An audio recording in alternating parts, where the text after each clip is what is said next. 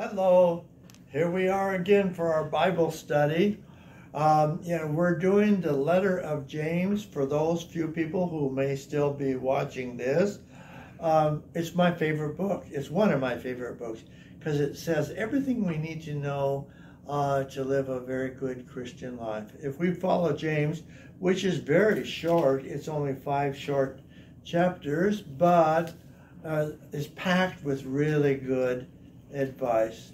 Not too much, just enough that we'll go to heaven as saints if we follow this particular book. As you know, James is not James the Greater, the son of Zebedee, but rather the son of Alphaeus. So he's also said to be the brother of the Lord, remembering, of course, that a brother is a relative of the Lord. So, but he's probably a cousin or something like that.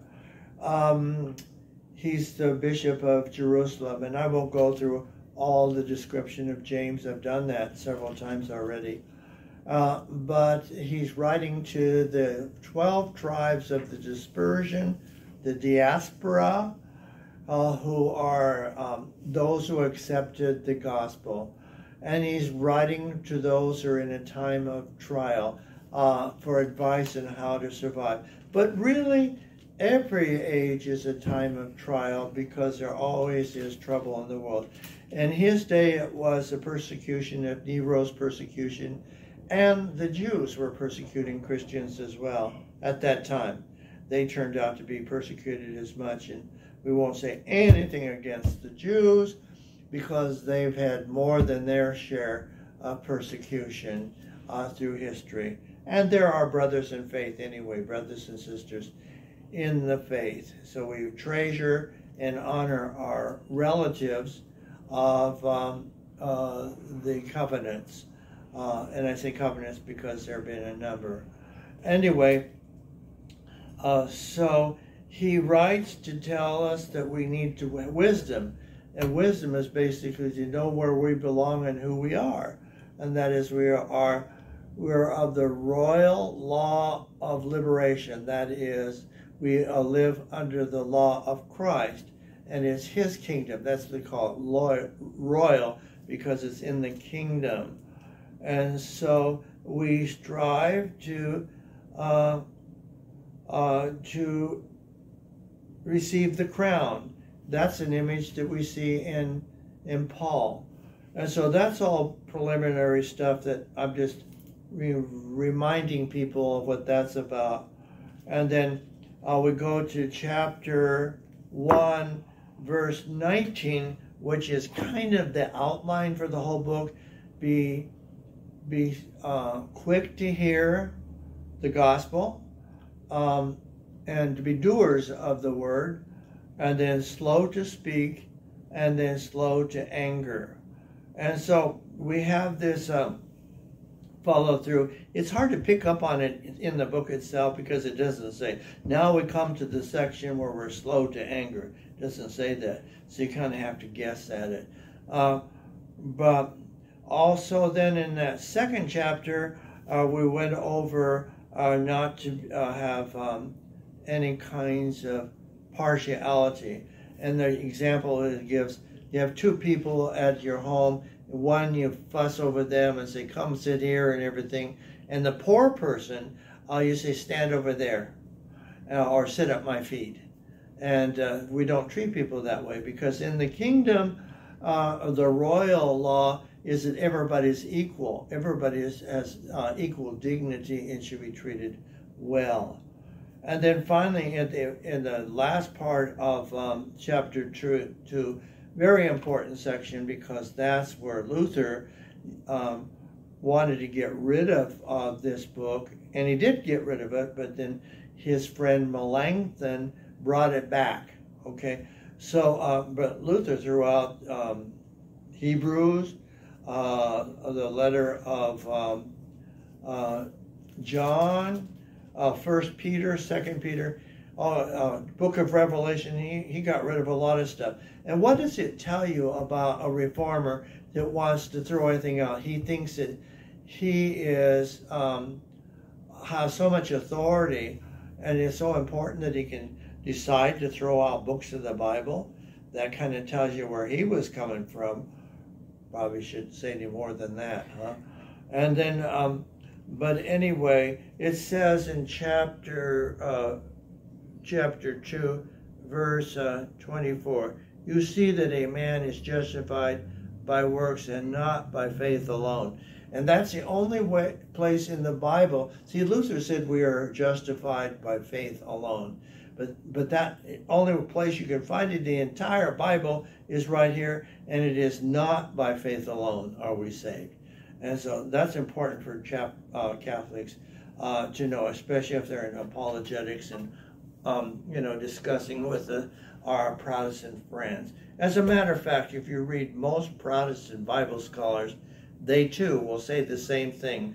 Luther got it wrong.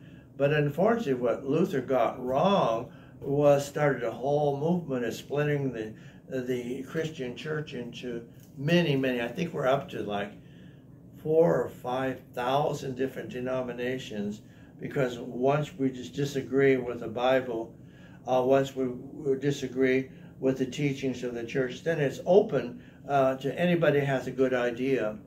We say that in the military. When I was in the Navy, OBI, officer's bright idea. We have to change our whole life because some genius came up with yet a new rule, which only lasts for a while, and then it goes around the circle and comes back again for some other officer to revise that and come up with his new rule, and everybody has to kowtow to that. So anyway, we're down to chapter 3, and that's where we're getting into, be slow, be quick to hear and then slow to speak. Now we're down in chapter 3, just slow to speak. And there are different issues that he brings. First of all, some images he presents, like horses. We put the bit in the mouth of a horse, and that controls the horse. If we have a loose tongue, we can cause a lot of trouble. And that's, for us, that's one of our works, that we could see is that shows that we do have faith, is we watch what we say. There's a lot of that, because he's talking about having us surviving the trials because we have this other kingdom that we live in, which is the kingdom of the Lord. And so we have to watch what we say, because what we say causes so much trouble in the kingdom, in the church. The church and the kingdom are the same thing. So we have to watch our mouths. And all of us know that's not easy to do. We always end up saying things we wish we hadn't. And it also, for teachers and priests, he lists those of us who have the responsibility of speaking, that we can speak falsely and lead people astray. So being a priest is kind of dangerous, because we can teach wrongly. Sometimes we teach wrongly, but it's just out of ignorance. But if we actually deliberately lead people into error, that's what I think the Reformation is, leading people into error. And for generations and generations, people have a lot of issues because of that. But we can also talk too much. And that's something that, people are always saying to Father, that sermon could have been shorter, And I say, or it could have been longer, But anyway, speaking too much. In other words, slow to speak is we think twice before we say anything. And that means we'll probably say less if we're watching what we're going to say. Another image is ships with a rudder. The rudder is what guides the ship. If you don't have the helmsman, the captain of the ship who's running the ship, then it can steer the whole thing to disaster. And that's a good image, because the The church is likened to a ship sometimes. And so if we've got people with big mouths and small brains, we could just put everything off course. And we see that. And you know, the one that I thought was the most dramatic is the tongue is a fire. And we can set the whole earth on fire by what we say sometimes. And we see that every day. People don't really realize it. We watch TV and you see what, in politics, people feel perfectly comfortable saying horrible things. I don't even watch the news anymore because it's so disgusting what political parties, especially what is done and said in the House of Representatives. Oh my gosh. And this is a chance for me to, I wasn't going to do this, but did you hear that AOC is now saying that we should do something about Damien Malachi? And you know about in Hawaii, they say they love Damien because he came from Belgium and he came to as a missionary to serve the people. He loved the people; they loved him, but he had concerns about lepers. In the day when Hansen's disease there was no cure. Nowadays you can work with lepers and their treatments and even cures for leprosy, but in those days it was contagious. It wasn't highly contagious, but it still was contagious. And the way they dealt with it was isolation. Talk about social isolation. They put them out in an area that could only be reached in Malachi only by boat, and the currents are and the seas are very, very dangerous there. So to go out there, you're not going to get out of there anymore. It's on a peninsula, but the backdrop is a very high cliff that people cannot climb over. So you're stuck there once you're dropped off there. That seems cruel, but it was a way from keeping it from spreading through the Hawaiian population. And Damien went there. He devoted his life to taking care of them, even to the extent of feeding them and keeping them clean and so forth. He contracted the disease and died with them, and so he was a great man. So AOC, who I have to watch my tongue and not say anything rude about her, but she needs to do a little bit more checking and thinking before she just because she's in the House of Representatives, she has a lot of power, and that's not right. You know, we brought down the statues of Father Juniper Serra because he's associated with colonialism. So somebody with a brain about the size of a pea decided that his statues should come down, and they pulled them down. And then the city of Ventura really is named after Buenaventura, the Bonaventure. They took his image off the city seal and so forth. And then recently, the Pope then has raised the mission church to a minor basilica, and that's in response to what they're doing, because that is another saint. He's a saint of the church, who was canonized by Pope Francis. He was a saint. He did everything he could to protect the Indians. So, again, somebody just associated him with the overall treatment of Native Americans.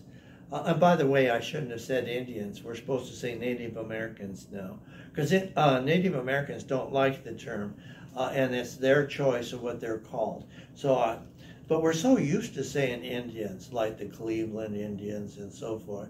And there's some talk to get rid of that image. But this cancel culture, we can't be tearing down everything because somebody in the crowd doesn't like it or thinks it gets them center of attention by just simply suggesting that it ought to go. So images of slavery, yeah, I can see that. got to go. But have you noticed that other than the South and Confederate statues and everything, the only ones that come down are Catholic saints? And and I think that is leading in the direction of anti-Catholicism. When they did that, with the Know-Nothing parties and the what they're called, the KKKs, were tearing and pulling down Catholic images. So, but anyway, if I talk more about that, I won't finish my talk today here on the letter of James. So we have to be careful about jealousy. He translates it in the RSV, Revised Standard Version, or of the Bible, but actually that's a misunderstanding. That's really bad. It's never jealousy. It's actually envy. Thanatos is not jealousy. Jealousy and envy are two different things.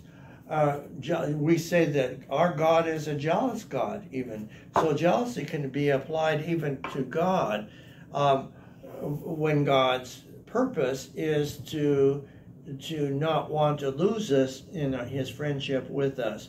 So jealousy is one kind of thing. We could do evil too out of jealousy, but it's envy is the serious sin. And I'm coming to the end of this. So envy is something we want. See, if a neighbor buys a new car and it's better than our car, we could maybe feel a little jealous. But envy is we want to go across the street and set the new car, our neighbor's new car, on fire. In other words, if you have something that I want, I don't want you to have it. I'll find a way to go against it. So gossip is very often out of envy. We do damage to others because we envy them, and that's a mortal sin. Envy is a mortal sin. And it's one of the 7 deadly sins of the church because it creates so much danger. See what he says there? That, not watching our tongue is like setting a fire. And we can ruin people's reputation. We watched this General Flynn thing, and that's all about somebody didn't like him and wanted to destroy him. And so I see this in politics all the time. They think if it's political, it's okay. But it's also sinful to say horrible things about other people just because we want to bring them down. And it doesn't matter whether you're for or against Trump.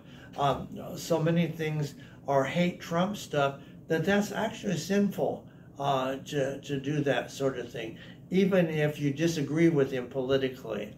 And a lot of people do, and that's okay. That's an American thing, to be able to choose who we favor and policies we favor, but to be sinfully envious. Another form of envy is terrorism. See, a terrorist, we cannot negotiate with terrorists because they hate what others have. And they want to burn it. The only good result for a terrorist is to see everything in burning ashes, to completely destroy. And there's an element of that in when there are people are marching or demonstrating, people want to destroy. See, that's the side of that becomes envy that wants to bring things down. And you can't talk people out of that, and you can't appease them. And so I saw that in Europe, where France and Germany was trying to appease Islam by bringing all these people in, but they brought in a lot of trouble along with it. I'm not talking about being against Muslims or Islam. I'm talking about dealing with terrorists, because terrorists have gone over the line and want to practice acting out envy. And we can't be doing that. And so it says in chapter 4, we're all the way, there are 5 chapters and I'm almost finishing with 4. He yearns jealousy over the Spirit which he has made to dwell in us. And And so we have a spirit, but we offend against our own spirit. And there's somebody out there called the devil. They're examples of envy. You know, the devil tempted Adam and Eve because they were. See, the devil